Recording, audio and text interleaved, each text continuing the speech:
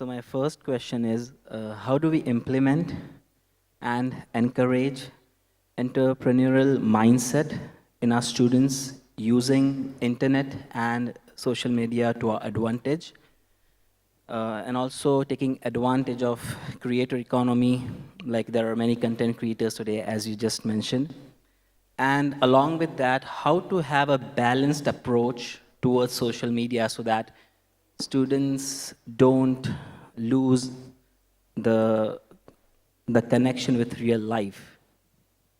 So that is my first question. Okay, I'll just take one if you don't mind, because we've got the gentleman at the back. Thank you very much. Sir at the back. Thank you. My question is addition to last two questions.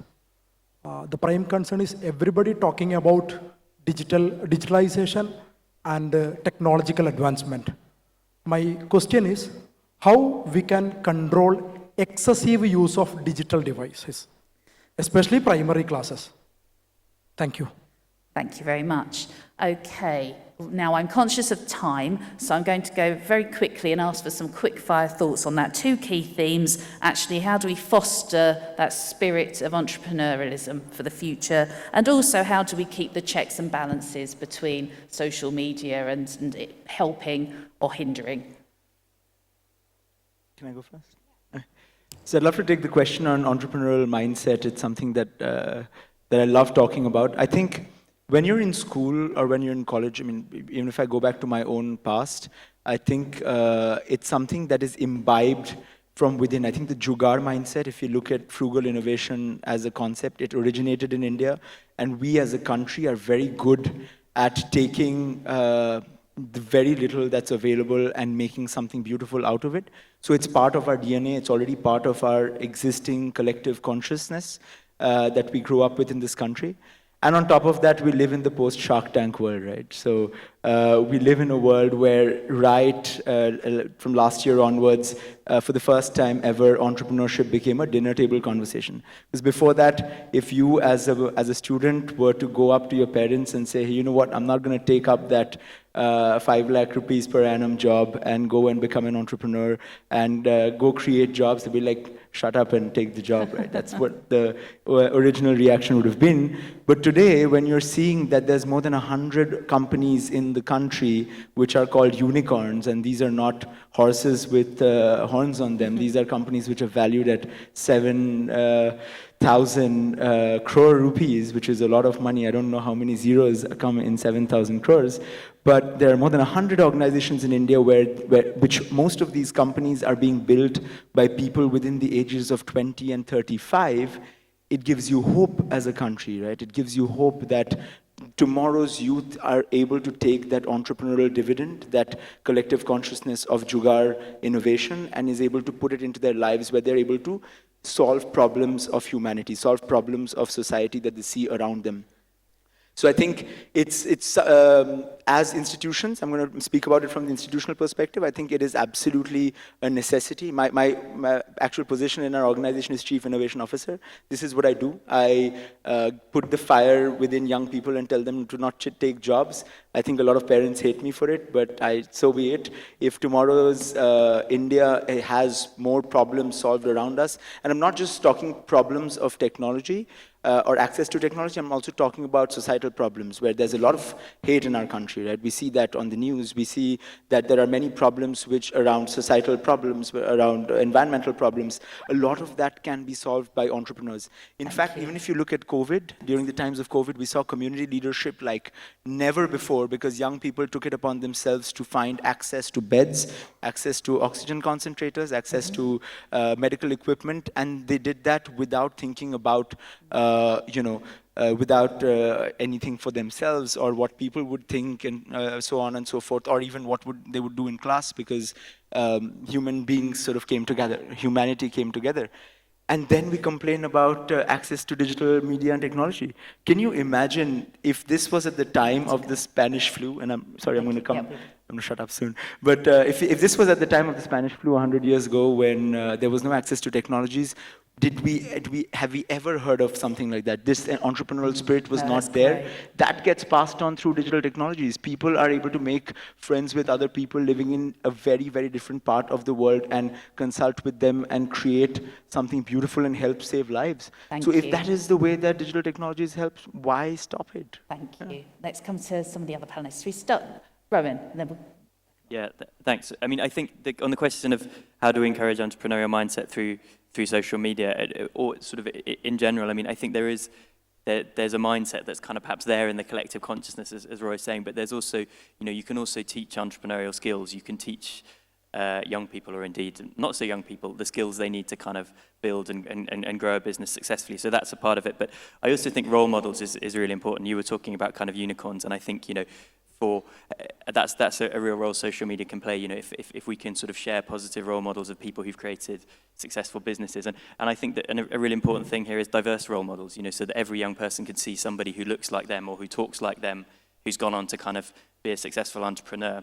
Relatability as an issue. Relatability, exactly, and diversity of role models. So it's not all, kind of young Americans from Silicon Valley, or maybe young Indians from Bangalore, but so that everybody can see a kind of someone who looks like them, who's gone on to have a successful entrepreneurial career. And on the how do we encourage a balanced attitude to sort of use of digital devices, I mean, I don't know, I struggle to control my own screen time. I'm not a parent, but I can only imagine the struggles that the parents of young people must have with that. So good luck with that one. Thanks, Michelle. Yeah, I want to talk about entrepreneurialism a bit, because I think we get a little bit fixated with this being a young person's area of study. Now, back when I was a kid, we learned entrepreneurialism by going out and mowing other people's lawns. You knew how much the petrol cost, you knew how long it took you, and you knew how much you got paid. But I think entrepreneurialism is a journey, and I worry sometimes, and maybe it's the nature of the demographic in India, that we do need businesses starting and creating new jobs, but most of the success that we see, and it's pretty much globally studied, with entrepreneurialism happens around people's 40s. The good entrepreneurs, the big companies that I know that have gone from zero to hero over a 5-year period, and that's your definition of a startup, are people who probably have a good education and a 15-year career behind them. The thing that I would like to see for entrepreneurialism at a school level, taking into account that almost every business going forward will have some online component, is more coding being taught in schools. I don't know if you guys still have home economics and woodwork and metalwork in schools. We do in Australia, but I'd love to see some of that wiped out and for coding to become compulsory. Thank you. And Miriam? Yeah, well, as from my point of view that I'm an entrepreneur, let me say to you that it's more a soft skills than a hard skills.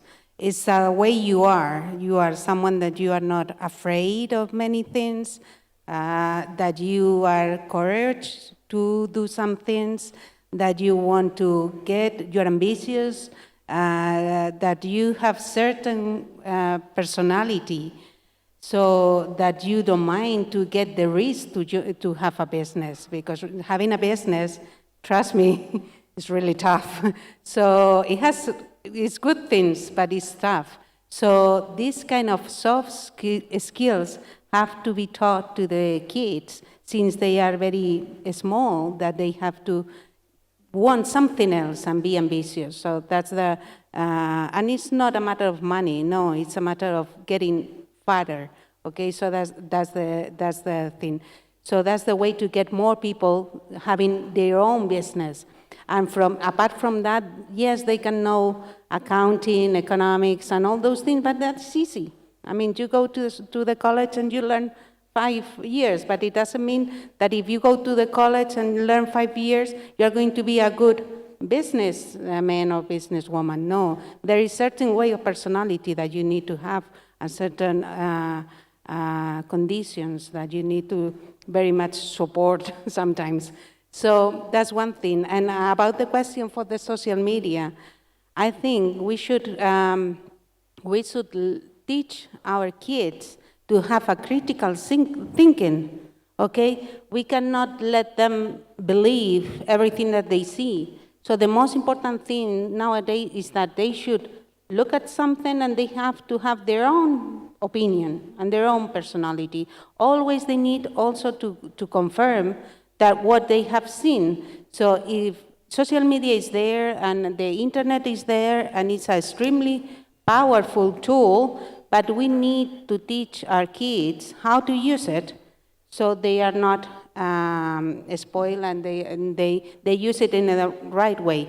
I'm sure all of us have checked the YouTube to see a recipe, all of us, so it's an extremely great tool, but we have to be sure that our kids are using it right.